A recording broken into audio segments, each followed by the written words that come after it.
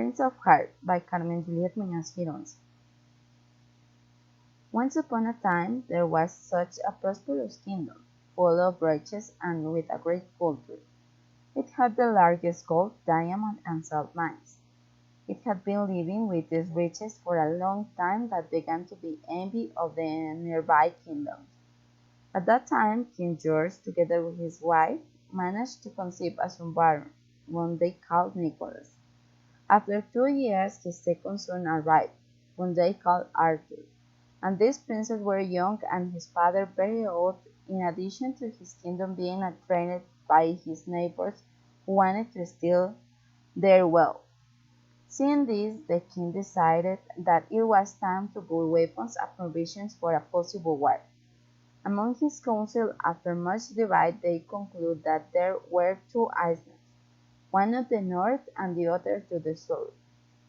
Where in those kingdoms they were experts in making weapons since they had metal mines and managed to melt the best iron at that time. The characteristic was the time in the south it was warmer while the north was cold and dangerous. The king decided to send Nicholas and Arthur to build those weapons. It has to go with the proposal that whoever came first from that right wall get the kingdom.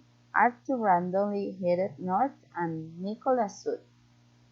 Nicholas was a greedy man who wanted the kingdom at all costs, so he didn't go to his island. On the contrary, he went to the town of blacksmiths, since they manufactured weapons, but they were not of the best quality. So it was easier acquiring them there and no risking to sail the dangerous sea. For which he obtained the weapons and returned to his kingdom.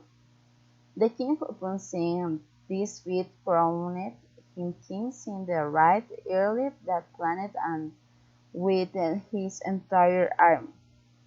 On the contrary, Arthur went to the indicated island. They found another island on the way, so they decided to camp and replenish water and supplies. Arthur found an uninhabited island. There were no signs of life, but if there were monuments that someone's there. At night, when they were sleeping, they were attacked by natives who wanted to reduce the army and keep everything with a rouse. The fight lasted until the morning. Arthur lost a fifth of his army due to not having trained in that raid. The natives were many of her determined to steal Arthur and his provisions. Finally, on the day they gave in to see that their leader was trapped by Arthur and his army. The leader of the natives asked Arthur to release him and that he would give him that asked for. Arthur, to see the quality of those bows made by the natives, decided to free him as long as he gave him all the bows and arrows they had. In this way, the native leader gave up his weapons for his life. On the ship, they decided to train the shot and make these bows. It took a while, and they managed to master the necessary techniques to be able to shoot and make bows for war. They arrived at another island, but this time the natives received them without war.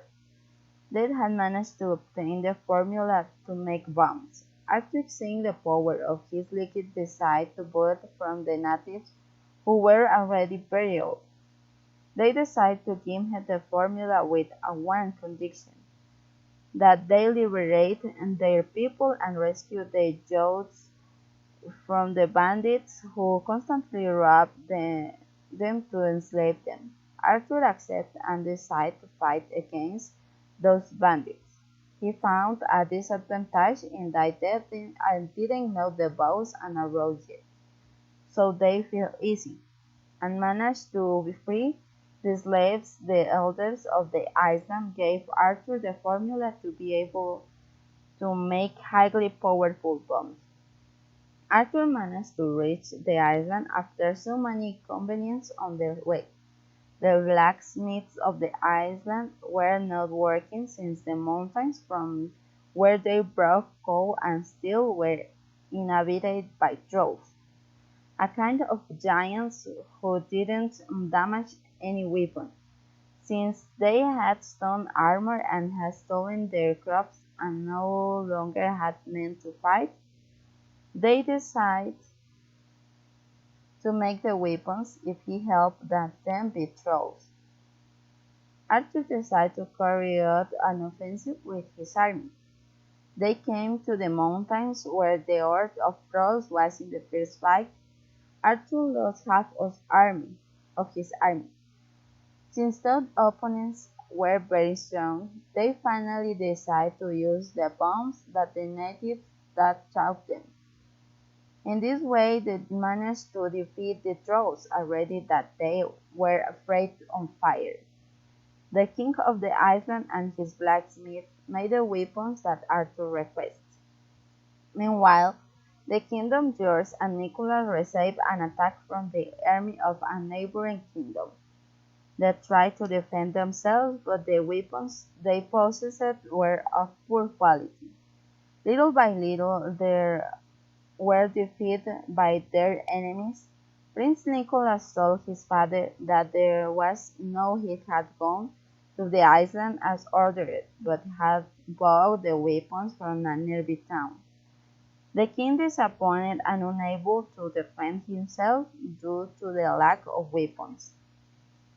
After defending himself, the kingdom fell into the hands of his enemies, and George was imprisoned awaiting the death sentence while Nicholas was killed in battle. Arthur returned from the journey found his kingdom captured by neighboring enemies. Without words, began to fight with his small army, but with advantage of having fought with fierce enemies. They used their bows, their bombs, and their swords made with the best steel. It was no difficult to recover his kingdom and free his father, who proudly promises to deliver the kingdom to his son Arthur.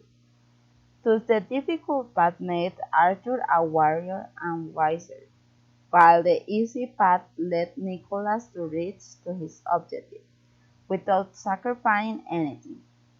But in the end he had to experience in the battle and fell before his enemies. On the contrary, Arthur learned to fight, to defend himself, to manufacture what was necessary to keep going even losing his army, which became stronger and they became invincible soldiers. The easy road takes you fast to your destination.